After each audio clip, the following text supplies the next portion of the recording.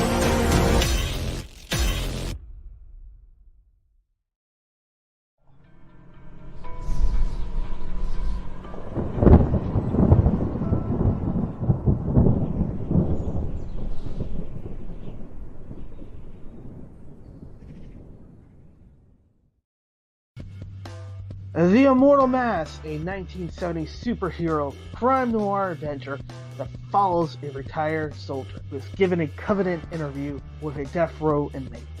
What he learns from the interview thrusts him into Atlanta's shadowy underworld. He will have to utilize his military training to survive from being hunted for the information that could topple the most powerful ruling class in the city. This is not a pre-order or a crowdfunding campaign. Get your books now at Denali's.com.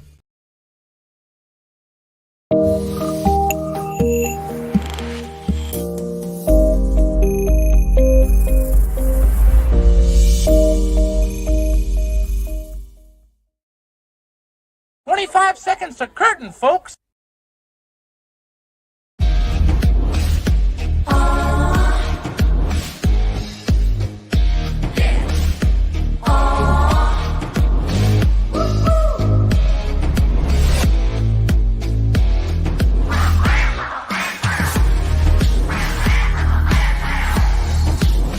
Your favorite podcast is Critical Blast.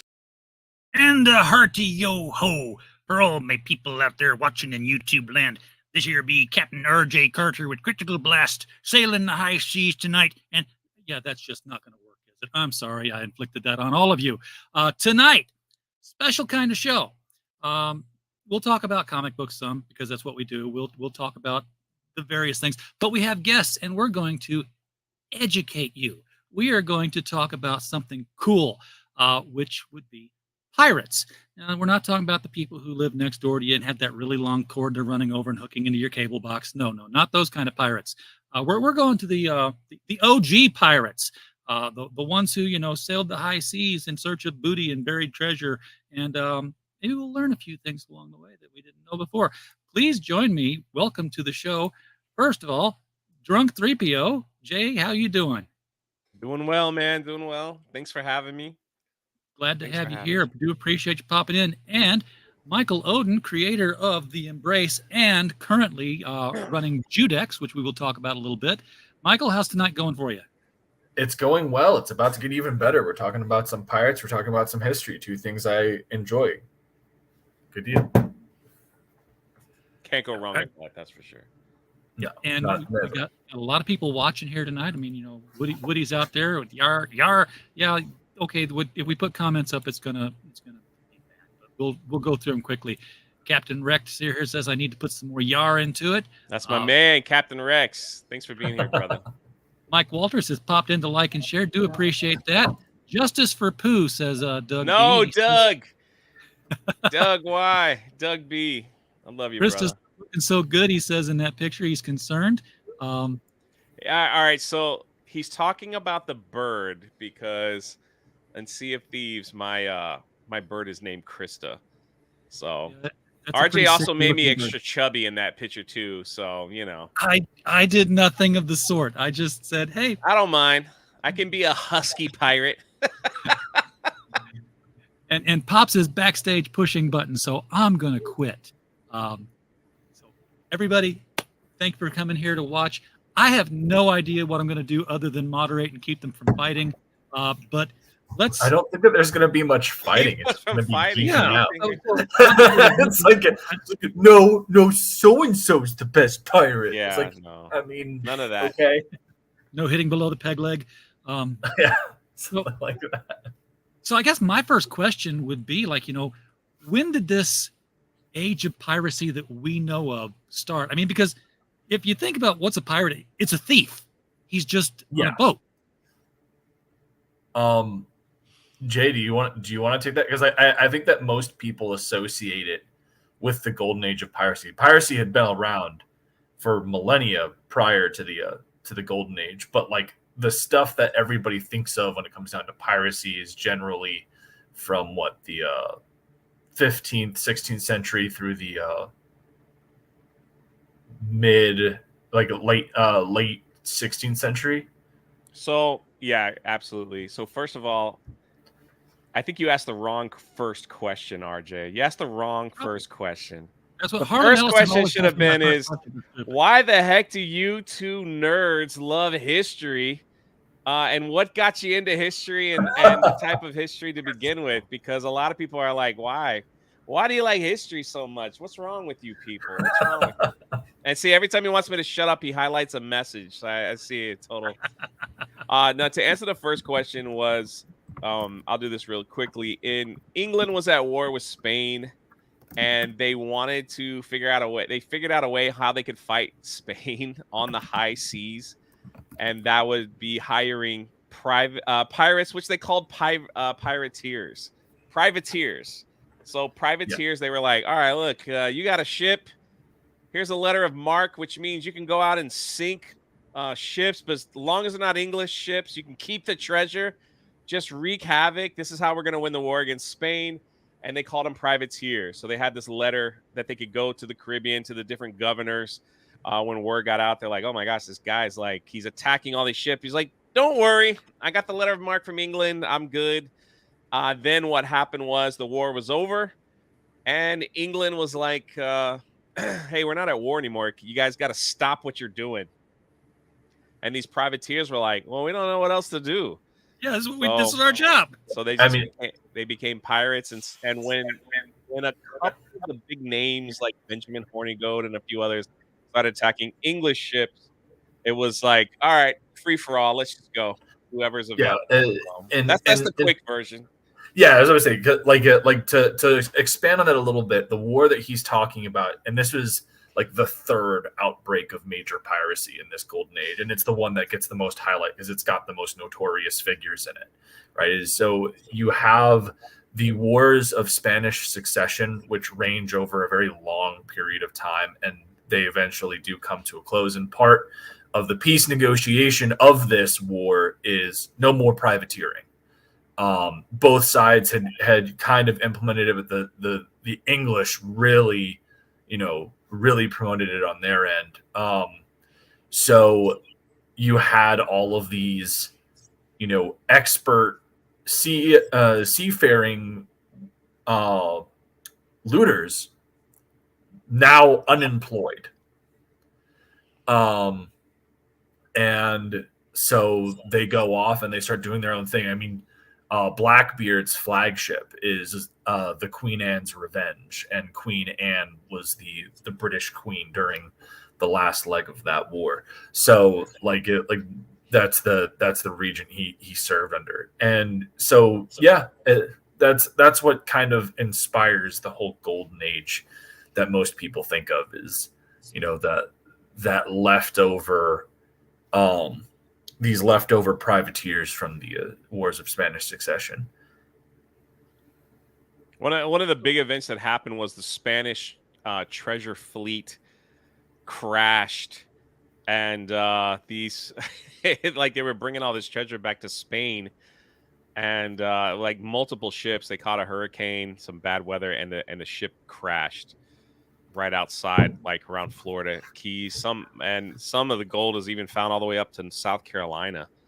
And Spain didn't want anyone to, since the war was over, they were kind of like, no one take our gold, please. Just leave it there. It'll be okay. We're going to come collect it. If you take our gold, it's like an act of war. Well, all these ex-privateers were like, screw that. Like, there's like gold everywhere, like on the beach. So they collected a lot of it, and that was like bringing up a lot of tension. And that was, at least for some of the stuff that we read, that was that got a lot of other people involved in that golden age of piracy right there. There was like, my gosh, there's gold everywhere. They were selling, like basically one of the trade routes was they were picking up slaves, selling slaves. The ship would be filled with gold and goods, and then they would get captured by pirates, or they would stop the slave ships before they reached their port, and then they would sell the slaves for their money. Yeah. So, and steal the ship at the same time. So it was just, that was kind of like one of the big factors that got a lot of some of the celebrities that we know in the golden age of pirates, Sam Bellamy and Blackbeard, Hornigo, things like that. But the way they got that golden age to kind of fizz out was quite unique, because England didn't know.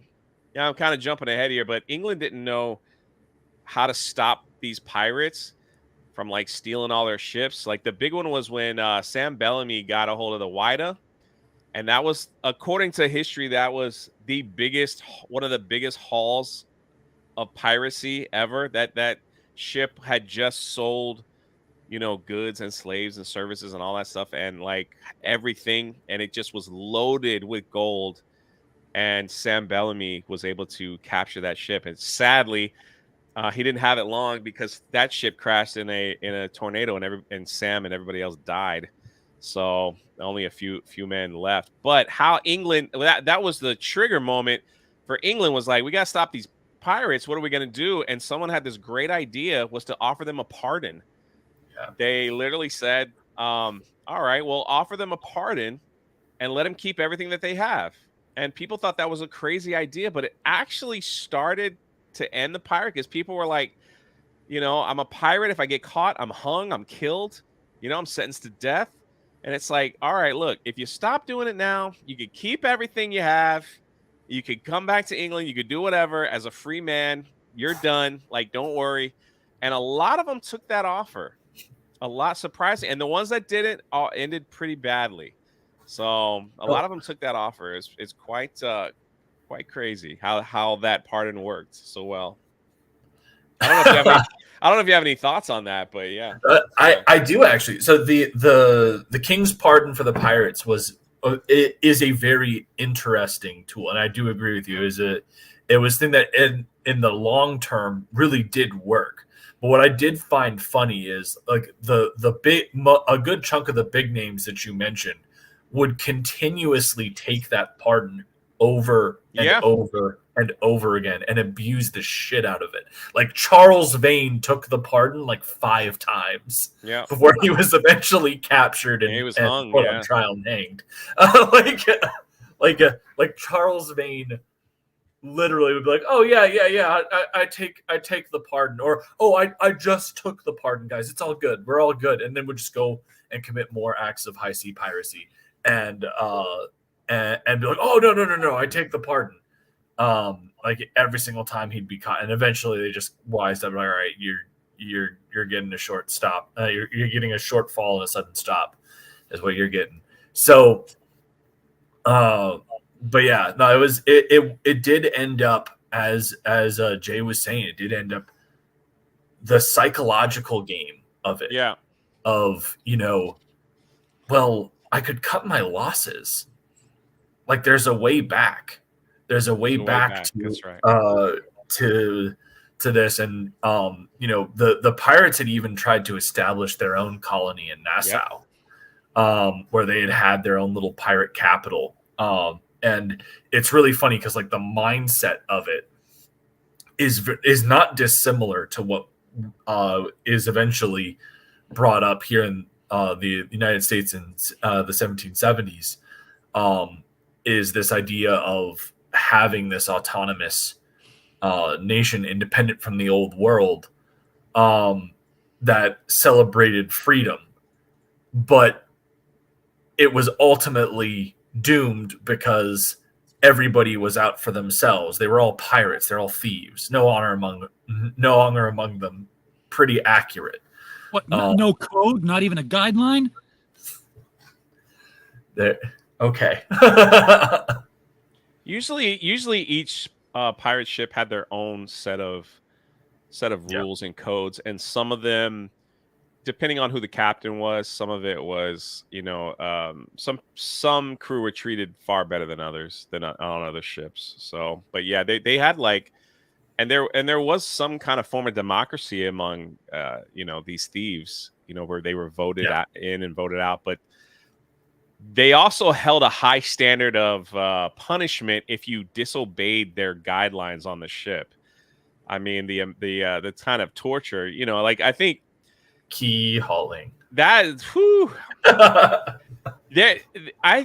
that's horrible. I can't. Yeah, it is. But I also think leaving them deserted on like a Marooning sandbar is also pretty bad as well. Yeah, like there's no food there. It's like when they say leave deserted on an island, most of the time it was literally a sandbar. So there's like a couple inches of water there too, and who knows what would happen if a storm came by. And sometimes they would leave them with, like at least that's what the stories are, a gun with one bullet to end it all if the hunger got to you, So, that's just a slow, painful death. But you mentioned keel hauling, and I don't think a lot of people know what that is. I'm not sure I've got it right, but I believe it's you're thrown off the front of the boat so that the boat runs over you while you're on. You're not just thrown on, like, so effectively you're tied to you're dragged under the barnacles, and they put you under the boat, and then they have it so that way you're like they have the rope run under the ship first, and they bring it up the other side, and then they effectively drag you across the bottom of the ship. And it was very popular to do after you'd been out at sea for quite a bit of time without the ability to clean off the hull. So you're getting all the barnacles and all the stuff that's stuck to the bottom of the ship ripping your skin open as you pass along the hull. It's great. It's good times. I'll say. Surviving that, but. It's like what sick, demented asshole thought of this? Yeah, right. It's like the barnacles were like razor blades underneath that ship, and they're just dragging you underwater and holding you there until they feel like ripping you back up. Oh man, I don't suppose many and people survive honestly, it. walking the plank is actually more of a Hollywood invention. Yeah. Not that's not really a thing for a them. pirate thing. So that was a Treasure Island Hollywood invention. And Doug, 100. you got an interesting question. And I'm assuming this did. I mean, going after a bounty, did they have a plan, or did they just sail around and say, "There's one"? What I think would probably happen is if you had two groups of pirates that were going after the same thing and they saw each other, what would effectively happen is whoever hoists the black first, you're looking at whose flag that is. And if it's somebody that's got a rep, you're going the fuck away. Because contrary to popular belief, most pirates during this age, they aren't in like frigate warships. They're in schooners. They're in like small little ships. Little sloop stuff, yeah. Like they are not in like 24 gun ships. Like Blackbeard was there's a reason why the guy has a reputation that he did. Like the guy has a Spanish galleon at the head of a fleet of like 15 to 30 ships. Oh wow. You know, like Blackbeard isn't just, I have my ship, it's the Queen Anne's Revenge. Edward Teague has 30 ships under his flag, and the banner holding flag was the Queen Anne's, which was a Spanish war galleon. Yeah, that was the flagship, so that's why he was associated with that ship. If he was in a sloop, that's what he'd be at. And he said that's the flagship. Absolutely correct. But like and that ship, correct me if I'm wrong, Jay, that is like 40 gun. It's a big boy.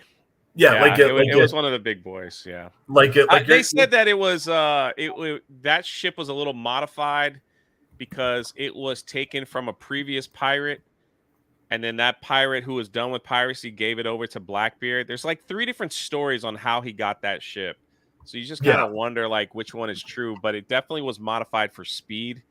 And so they might have taken out some of the guns for weight purposes to make it go faster. But yeah, you're absolutely correct. Most pirates had tons of ships with them. So it's like I'm very proud of myself because I just looked this up. 40 gun. Yeah, look at that. Queen Anne's Revenge is armed with up to 40 guns. And I was like, yes! I knew my Golden Age of Buccaneers book would do me proud one day. He said Buccaneers, folks. Buccaneers. Family show. Yes, of course. Complete. So, is there any? Are there treasure maps? Did they actually bury the gold somewhere and said we'll come back for it later, or did they just like keep it on the boat and spend it when they got to port? Column A and column B. Yeah, there wasn't too many pirates that buried their treasure. There were a few that hid them on different islands, but a lot of the times treasure wasn't gold. It was like sugar. Yeah. It was like that spices. I hate to keep bringing it. Entirely depended on the cargo. It was slaves too, and it's terrible that that's what it was, but that's what it was. Yeah. And so there were special ports that pirates could take all this stuff and exchange it for money. So it wasn't like they found a ship full with gold and then buried it in the sand and said, we'll come back later. A lot of the goods were just like sugars and spices. And then even to that point, actually, one of the things that the Black Sails show did very well on is they would also trade in rare items for like effectively outside currency. In the show, I believe they use like these fancy black pearls. But like the idea is like most of these ships have manifests of what's on them, right? So there's an accountability of what exactly is there. If you're a pirate and some private like European merchant that's got that you've robbed his ship is now looking for his family heirloom that you've robbed him of, you're not going to want to hold on to that thing. You're going to want to get rid of it. And so you'd have a middleman service and a fencer that would effectively give you something that would equate a certain value that you would trade in at like a specific bank, and you'd get gold to distribute to your crew, et cetera, et cetera. Correct. And there was also some of the governors in nearby towns, like in America, were so crooked. corrupt. And so they'd be like, hey, you steal stuff, bring it here. We could use it in this town, so they're getting all these goods, for a discounted price. So to help out, and how it hasn't changed much. No, when it it comes hasn't. to stuff like that. So like people pirate movies, you go buy them at the barbershop, it's like at a discounted rate. So, Hey, you're going to that convention? Go see if you can find me, a DVD copy of Wicked from the Broadway musical. Not that anybody's done that. So we know they were thieves. We know that a lot of them were famous or infamous. Why do you think, and this leads into your personal interest in the subject, why do you think they became romanticized? I mean, they're thieves and killers. It's the Robin Hood effect, is what I like to call it. These were people, and especially when you're talking about the Golden Age in particular. Like if you go back, pirates have existed in some form or another all the way back to antiquity. Like the Vikings, pirates. That's what they are. They've just got a fancy name. There's a king of Pontus, Mithridates VI Eupator, who uses Cilician pirates to harass the Romans during his Mithridatic wars, and he's effectively the first pirate lord. Like at the end of the day, though, the reason why we have this romanticism of the Golden Age of piracy is, in my personal opinion, three major reasons. One, you have what I call the Robin Hood effect, which is you have these people that are going against the man and sticking it to him, and are, like in certain tales, redistributing the wealth to the lower class, and et cetera, et cetera. But then you also have the proximity to the Enlightenment as well. This is right now during this period, you are having the Enlightenment going on in France, and it's spreading throughout Europe, and you're having all of these conversations on the rights of man and the sovereign and everything like that. And so there's a lot of empathy to a group of people who were effectively screwed over and left jobless by their government, completely disavowed, because that was part of the treaty. Not only were these guys out of a job, the British Crown disavowed them, and that effectively put targets on all of their backs. That's cool. I didn't know that. JR is a fount of knowledge when he shows up in the chat, which is frequently. I knew that the Pope had divided the New World between Portugal and Spain in terms of like the Ile de Española, Mexico, and South America.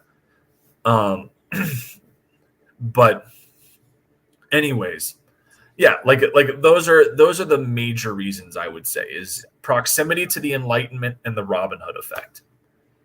I'll take it a step further. William Kidd, a famous pirate whose name went all through England, who was hung in England in front of a large sum of people. There was a time where a lot of people they hated being under the rule of a king. And the fact that you have these people like literally putting their middle fingers up, I don't care about no king. What's he going to do to me? I'm going to live, adventurous life.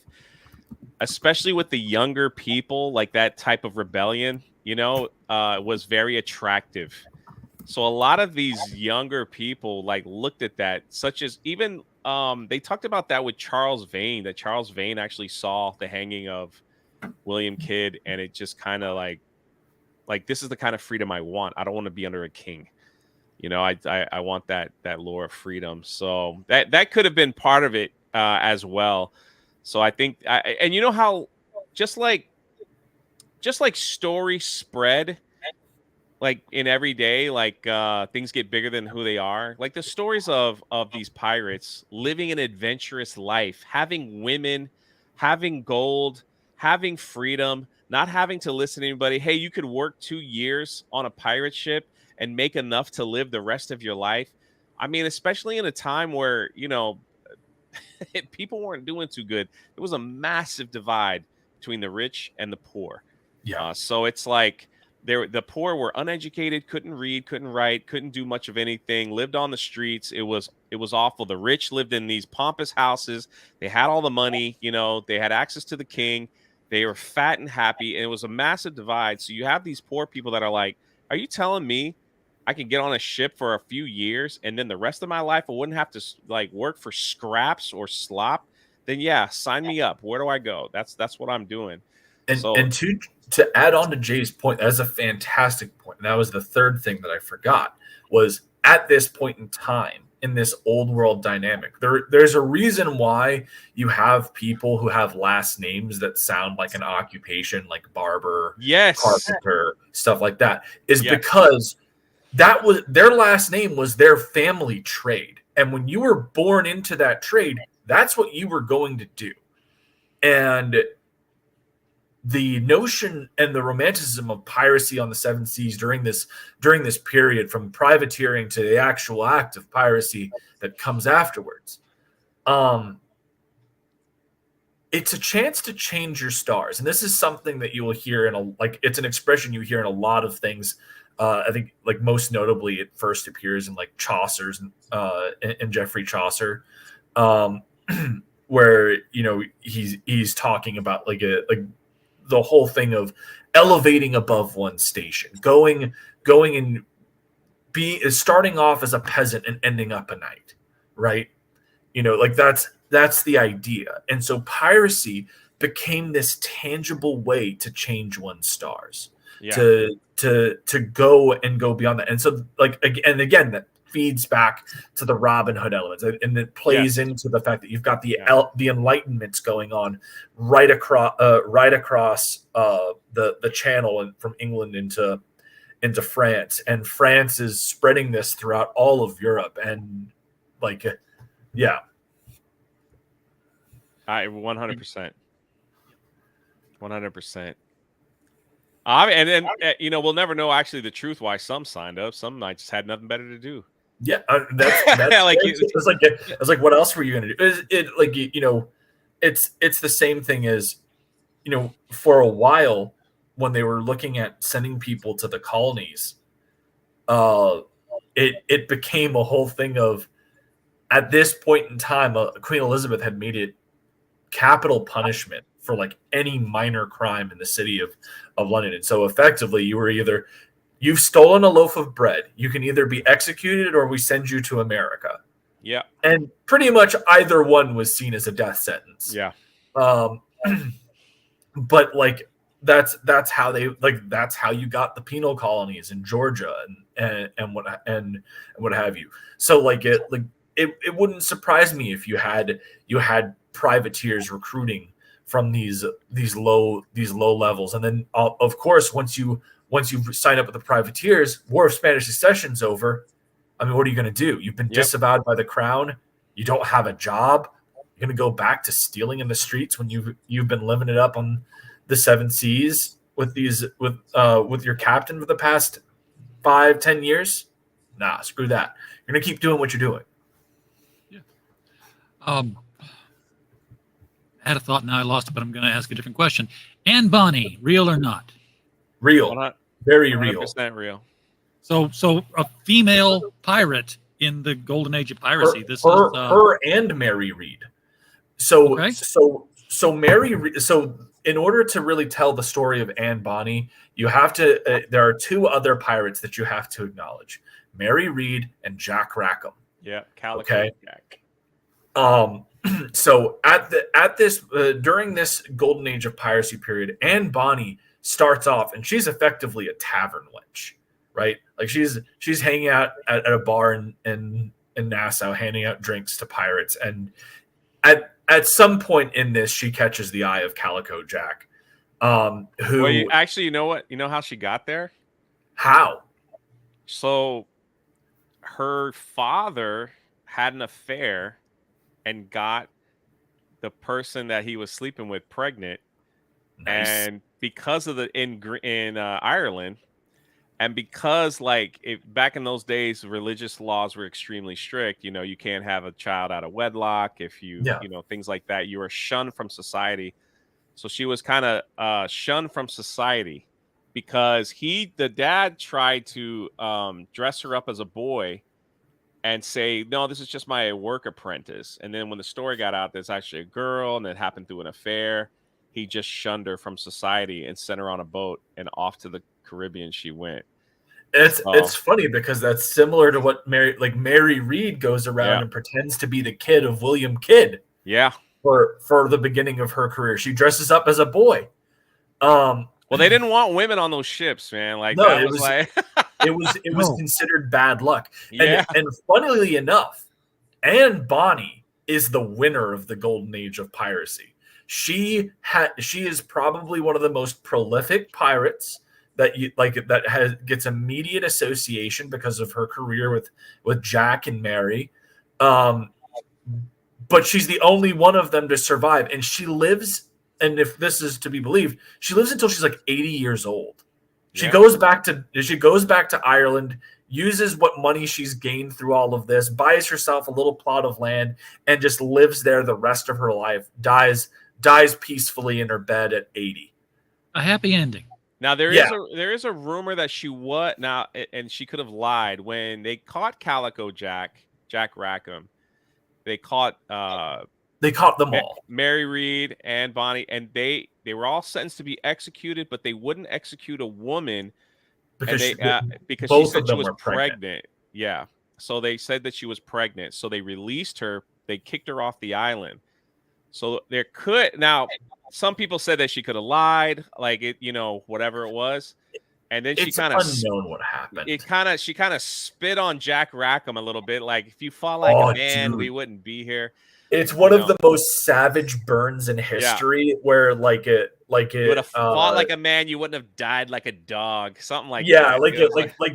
She watches him going off to the gallows, and he's like begging for her help, and she just goes, "If you had fought like a man when we were captured, you wouldn't be dying like a dog today." Yeah. Like, holy shit. Mic drop. No love lost. But then you're right. After that, she kind of disappeared. A lot of people said that she went to Ireland and raised a son, and they just lived on the land and disappeared. Yeah. Or she went back, had the son in Cuba, and left the son there, and then went back to Ireland alone. There's a lot of rumors about that, because essentially she was kind of like I don't know if she was on the run, but she probably was so close to being caught and hung. She was like, I just want to. Yeah, she probably just went into obscure, and it was the smart thing. Like she went away with a full deck of cards. She did really well. She's probably like, and I would consider her. She might have been the one that buried treasure somewhere, and we never knew, because she was a woman, and she was like, "I'll be right back. I got to go to this island real quick. Women stuff." And so the men just let her go. pretty much. I'll be back in 7 days. Yeah. It's women stuff. Like, you don't want to know. Stay away. So one of those things. So you never know. Her story is her story would make a great film if someone did it right. All of them. There's so much great. Imagine if somebody did a. Benjamin Hornigold, you've mentioned a good deal. He's got a great story. Yeah, Charles Vane, he's got a great story. Yeah. All of these guys do. I mean, Francis Drake, they've technically already done a film on Francis Drake. But if you went into Francis Drake, literally the grandfather of all piracy for the Golden Age. Yes, he was Queen Elizabeth's privateer, but Francis Drake was the idol, the icon to all of these guys. Him and William Kidd pretty much inspired most of these guys to do what they did.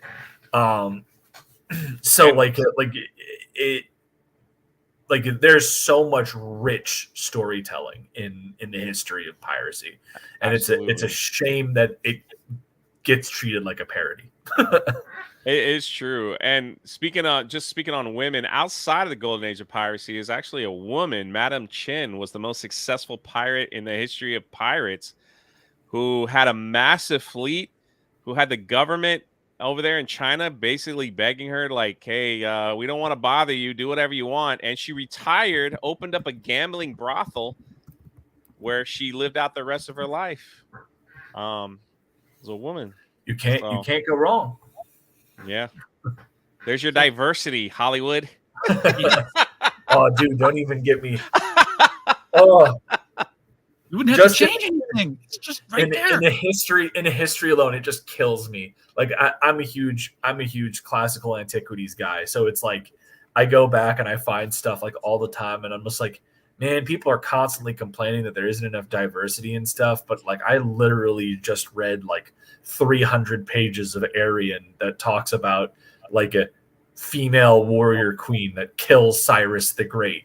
And you're like, yeah, okay, yeah, sure. And listen, there's if they wanted that's existed. Exactly. And if they wanted to do a black pirate, the story of Black Caesar is incredible. Whether like some people debate that back and forth. Basically, some historians tell this story that he was captured, put on a slave ship. They hit like a bad storm. He was able to escape. They took over the ship. He went off onto some island. He was picked up by a pirate along with some other slaves, and then eventually became number 2 in charge next to Blackbeard. It was Blackbeard's number 2. And he was extremely wealthy, that he had his own, like, according to the story, he had his own little island, you know, where he had stuff there, you know, during their downtime. But eventually he lost his life when Blackbeard was killed in that last siege. But it's an incredible that story right there. I mean, it's like it's an incredible story as well. That you know, they wanted to do diversity. There you go. So, are there any is there any still undiscovered but known to have existed pirate treasure? Oh, probably I think it's all around. Like sometimes it's a funny story. Like over in the Florida Keys, some in South Carolina, and even all the way up in Massachusetts, every now and then, some lucky soul is walking along the beach and steps on sand. Like, what is this big shiny thing there? And it just like it makes the news that he's found like a gold doubloon. So you know, it's like however it got there, I have no idea. But those were where some of the more famous wrecks were, and so, you know. So what I would say is I don't think that calling them like a buried treasure would be accurate. You're not going to find like some hoard trove. But what I would definitely say is they're absolutely like undiscovered shipwrecks where pirates were trying 100%. To come in and their ships just got wrecked and they lost a treasure off the coast somewhere. And so that's why like you know, Savannah, Georgia is like it finds this stuff all the damn time because Savannah was a very popular hub. Like Blackbeard went there a whole bunch of those guys would go through the southern colonies of the Carolinas, Georgia, and Florida because they're mainly operating in the Caribbean. And so they would like where they'd be dealing with the Spanish, and then they would go back up north to more English friendly territory where they would have people they knew in those colonies that would, you know, give them asylum. And that's in fact how Blackbeard ends up getting undone, is effectively the governor of South Carolina has had enough of his shit. Are you allowed to share screens? Yeah. RJ, do you have that power here? I have that power. I'm going to change the layout so that we can. This is from the Pirate Treasure Museum that I just visited not too long ago in St. Augustine. The guy that owns this used to be the owner of the Philadelphia 76ers. And in this museum, and he has gazillions of dollars, and he goes all over the world to buy official pirate relics for this museum. And according to this museum, this is the world's only surviving pirate treasure chest left in the world. Now other museums have pieces, you know, different things like that, or they've been discovered under the water, you know, so there's a lot of corrosion. but this is basically what it looked like. And the lock on this thing is like, it's massive.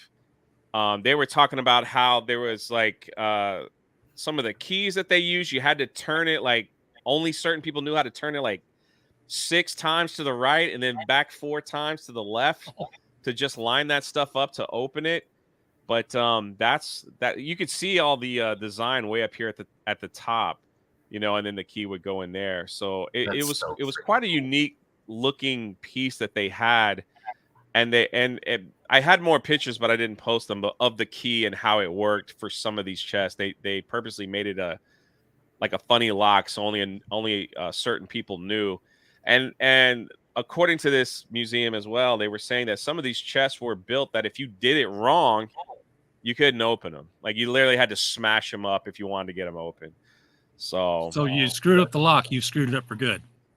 Pretty much, and then you just find a giant cliff and just drop it off and hope that it smashes open or shoot it. Yeah, it's pretty it's pretty awesome. They said this belonged to Pirate Thomas II. So he's one I haven't heard of. Cool. Thomas II, yeah, he was a famous one as well. So I keep thinking I'm going to ask about Pirates of the Caribbean, but I know that there's nothing in that at all that borrows from pirate lore other than the fact that pirates existed. I mean, they have the code handed down by Bartholomew Roberts, who is a real pirate. Yeah, that's about it. Is it really a code though, or? Oh my god, that's my favorite line of all the films. Just like it's more of a guideline. But you know, piracy. We talked about how it was formed by the British Empire. It did help form the government of the United States in certain documents. You know, you have this the famous online argument when it comes to America and Christianity and, you know, what's the major dominant religion in the country. And they always go back to that Thomas Jefferson, the United States being in no way a Christian nation. And that comes from a treaty that he basically wrote with the Moorish pirates saying, hey, stop hitting our ships. We're not a Christian nation. We have a lot of Christians in it, but yeah, it's not. We don't, you know, run. Are you talking about the piracy from Tripoli? Yeah, the Tripoli pirates. And then I was surprised you went that route and not Jean Lafitte is a major component to the Battle of New Orleans in the War of 1812. And point of fact, Andrew Jackson would not have won that battle without Jean Lafitte. Yeah, he was a pirate that had that place on lock. So they said that his port that he was kind of covering had sometimes you would see almost 1,500 pirate ships docked in there. Yeah. So just so people understand. I see you, Captain Erect. I see everything you're saying. Yeah, Madam Chen was in Pirates of the Caribbean. She was a real pirate. But that when you learn. Right now, I'm on this kick of like pirate ports. Like that was like the latest video I released on the History Channel, and when they talk about, yeah, this port had about 2,000 pirate ships at its port, and this and see we're the famous pirates in the Golden Age. You're talking maybe 20, 25, but there were thousands, man, that had that were out there just trying to. Figure it out. So it's just like anything in life. You have the big boys up here, and then you have like we were talking about earlier, Blackbeard had his flagship, Queen Mary's Revenge, and then he had like 20 other ships. They were all part of the whole thing. So if one of the big boys were coming into dock, he ain't coming in with a ship. He's coming in with like an army. Yeah. It's like make way. The big guy, the big captains were not just, oh, I've got my ship. It's no, they're in charge of a fleet. They've got probably about 30 ships at least. And they are all varying in different sizes. A good majority of them would be like schooners. But like you'd have some frigates and everything in there as well. But like that's why Blackbeard is as unique as he is, and it's why he got the rep that he did, is because he was able to do all of this crazy stuff and work his way up to having a man of war style vessel that most pirates couldn't dream of getting a hold of. So most of our pirate imagery comes from Hollywood movies and such. I'm guessing the reason we don't know that they had these armadas all the time was because Hollywood didn't have the budget to do more than one pirate ship. There's that, but I think it's also the romantic. It goes back into playing in the romanticism. As I said, there's a lot of the Robin Hood effect when it comes down to piracy, and Robin Hood wouldn't be nearly as cool and cunning if the merry men were like 600 strong, right? It's always depicted as, oh, he's got like a ragtag group of like 10 to 20 people, and it's like, oh yeah, and they're fighting the authority and blah blah blah blah blah. It's the same thing with pirates. It's like, oh yes, well, we want to focus on just the one ship, you know. But and I do think budget plays into it, but I think that it's also the romantic imagery of one ship, one crew against the world, and 100%. That plays into it as well. I totally agree. And he's right. Most pirates had these little sloops, and they just were forgotten about. They were hanging. There was I think in that museum they were talking about, there was one day they hung almost 300 people accused of piracy, in one of these towns. So they just were hanging people all day long. Speaking of failed pirates, Jay, what is your opinion on Stede Bonnet? The gentleman pirate? Yeah. Is that his nickname, right? Yeah, it is. Blackbeard's understudy who was too nice. Yeah.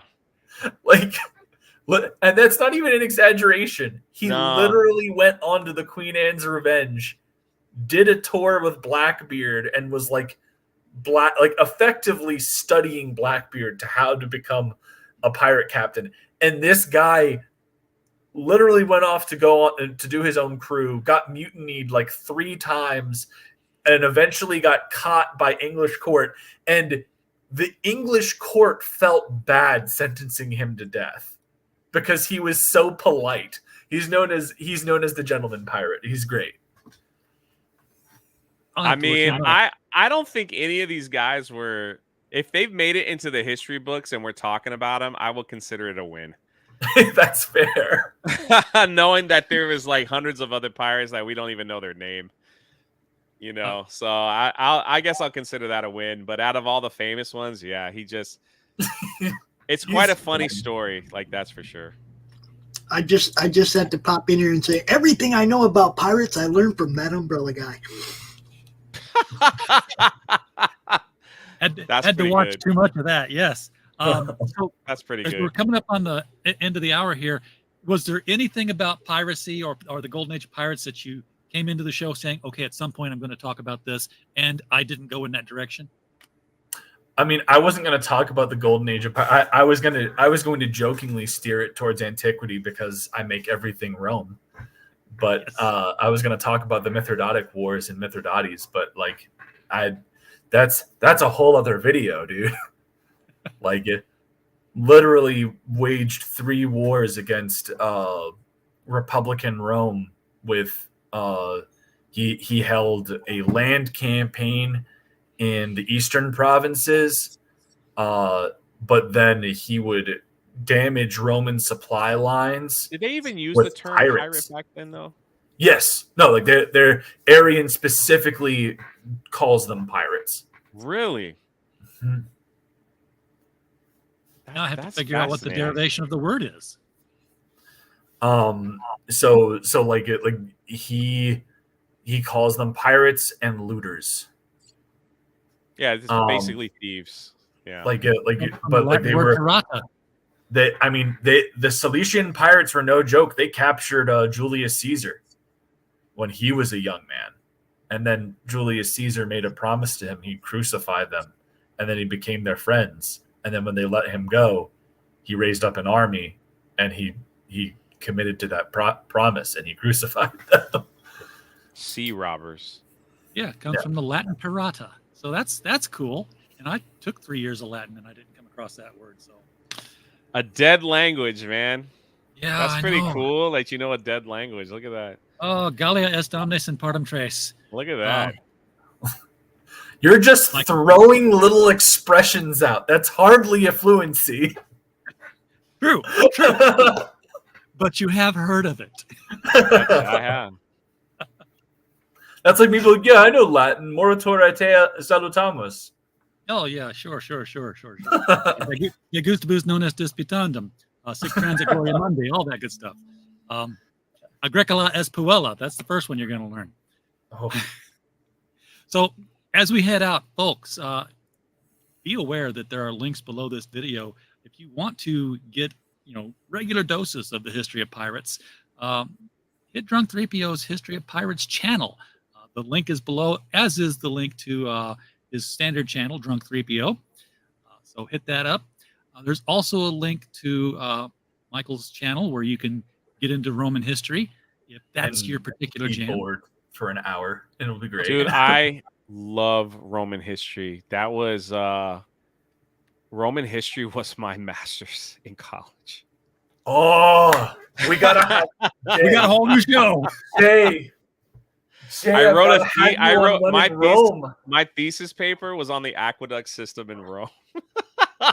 Okay, Jay, you're probably the most boring paper anyone could ever read on how Rome was like the first to basically have a toilet system that worked. So like Jay, we're gonna have you on when in Rome. We're gonna have no viewers. But I we're don't gonna care. have you on when in Rome. Well, I host the show with my buddy Matt Krotz, who writes the indie book Kyrie, which all takes place during the 3rd century crisis. And then I'm a huge Roman and Greek antiquities buff. Y'all would destroy. Now it's been a while, but that doesn't matter. Chime in. I was it's fascinated with stupid videos, Jay. You'll be fine. I love it though. I'd probably just sit back and listen because to me, it was like it's fascinating. Like people don't even realize that like the chariot tires are what they used to build trains. It's like the same measurements, like all the stuff that Rome invented that has impacted the world even today. It's like it's quite. It's very fascinating to me. Jay, you've made a lifelong friend. Rome exists in our hearts. I was fascinated with the aqueduct system, man. I was like, let me write about it's how the underground pipe system worked and the water, hot water, cold water, and like how they were. It was crazy. The amount of things the Romans and Greeks figured out that we lost because of idiots breaks my heart. Like literally, I think it was like in 2010. The Library of Alexandria burned, and like we lost all that knowledge. It's like, well, it's like they found this like old Greek blueprint in like 2010 for like an automobile adjacent machine that dates back to like Ptolemaic era Greece, and I'm like, the fuck, like you just go, how? We get people in the chat saying just sub to your channel. That's Doug B. Doug B and Captain Wrecked are two of they are like some of the greatest encouragers. Everybody needs a Doug B and a Captain Wrecked by their side. They are amazing. They have always encouraged me through the good times and bad times and supported every silly project I have ever thrown out. And they're amazing. So the fact that they sub to your channel, get ready. Good stuff, man. I appreciate it. And Captain Rex said he wrote an essay debunking the plot of Rome season 2 compared to history. Look, man, it wasn't historically accurate. They sped through a lot of the timeline. I do not blame that on the writers. They literally had a 5-season plan and were told when they started season 2, this is it. Yeah. And so they were like, well, people are going to be pissed if we don't get to the the final fight between freaking Antony and Octavian that we've been building up.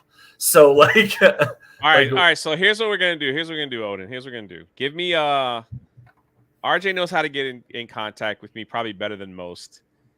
Give me a Roman topic that you would love to talk about for an hour so I could brush up maybe like the time period with the different Caesars and maybe battles and things like that while I look into the architect, like of the time. But you got to give me some time because I'm kind of busy. You know what we'll do?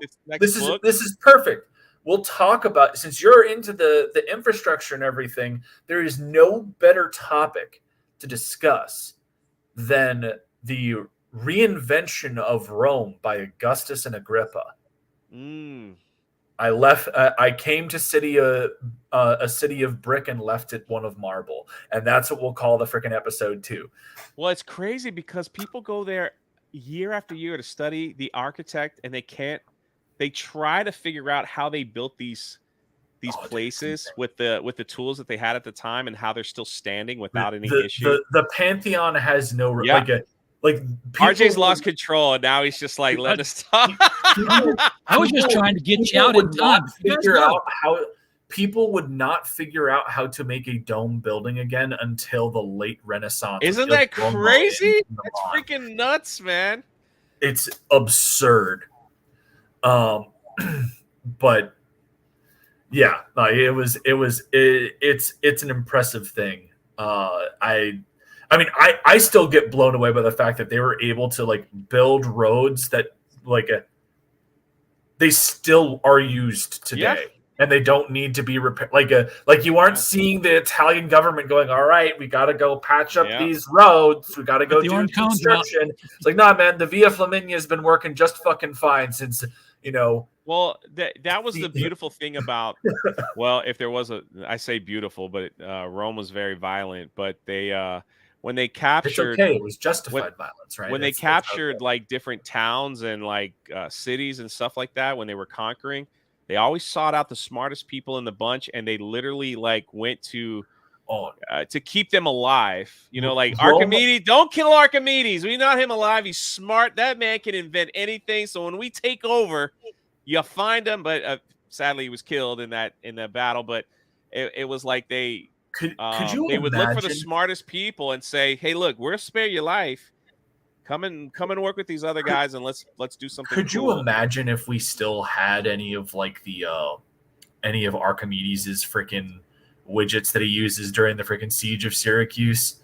Like, literally, like people watch Dial of Destiny and we're like, "Oh, that's a bunch of BS." Like, nah, that's what the primary sources actually say. That he created a claw machine that would rip Roman ships out of the sea, and he created a dial a lens that refracted light just at the right angle, so that it would set shit on fire. Yeah, like no words. He had lasers and a giant claw. Yeah, pretty much. That's insane. But it is insane, and that's what that's what people don't understand. Like when you think of Rome, you think, I actually studied Rome because, I try to line up a lot of the stories up with the Bible. Like when you see some of the things as far as when Jesus and others were talking about the different laws and stuff. Like a lot of people don't understand. Like once you put those laws in with these historic texts and understand exactly what they were talking about and who, it just makes things a little more alive and real on all fronts of the aspects. So studying Rome and Roman history and the way they did government and it's so fascinating. It's just that, and like I said, once I fell in love with the aqueduct system, I'm like telling people, I'm like, man, they had like toilets and bathtubs, man, that worked. And they're like, yeah, Jake, okay. I'm like, don't you find that cool? Because all of a sudden, the world didn't have it for a while. We lost, and then it came back. Centuries. These guys had this shit figured out, and then they collapse. Yeah, and everything goes away. Now, it's not to the degree that Renaissance writers like to put out and everything like that. There was still culture and Roman influence throughout the continent, even up in Britain, during what Renaissance likes to picture as the Dark Ages. But you lose so much stuff because of all sorts of silly shit. Yeah. And it just makes you want to it just makes you go nuts, man. It's really insane. Imagine what they'll say about us, about the same thing in 1,000 years, I don't even want to think about that. All right, we'll set that up. man, we gotta I'm set all that up down. to like near the end of like. So give me like September. I gotta get my August. I got you. booked. We'll get But you. We'll get give you me on. a topic and a time period so I could brush up a little bit, so I don't completely walk in like Julius man. Caesar. Julius Caesar. He built 2 walls at Elysia, right? Like that's how it went. Yeah, I saw Gladiator. It was exactly like Gladiator. I would throttle you on stream. I'd be like, "No, Jay, I know. we're not." He had a battle with Pompey, and their stands I went at know. it. And, I saw the movie 300. Wasn't that Rome? I don't know what the deal is. I don't know what the deal is, but Rocky been sitting here listening to, like, for 5 minutes, just sitting here listening to everything you guys are saying. Like, he's a reincarnated. usually he'll talk reincarnated and Roman walk soldier. away, right? Usually he'll say something and then leave, but he's just sitting here listening to you guys. I have that remember, effect Rocky, on animals. My Belisarius is the last Roman general, and don't let anybody tell you different. Belisarius Do you was like the Roman last stuff? true Roman. Well, Remember that. moving from Rome to Gaul. I guess France is a bit different, but yes, moving to Paris. This is my book. And the link is also below. Yes, link is also below. So this is my latest comic. If you like V for Vendetta, The Shadow, an old school pulp, this is the book for you. As soon as you started talking about the book, he was out. I don't know why. As soon as you quit talking about Rome, he left, man. I'm just saying. Fair enough. But anyways, so we took this old silent film character from 1916, Judex, who was originally this kind of Edmond Dante's Count of Monte Cristo revenge story. And I turned him into this defender of Parisian culture during the Nazi occupation in the 40s. So I ended up teaming up with some good friends, Aaron Neff and Frequency Girl at the Global Frequency Studios. They had done Mavericks about a year and a half ago. Fantastic book. And we came together. They became my production partner and creative partners. They helped subsidize the art and creative process, as well as help me with the script and everything. And we came up with one hell of a story.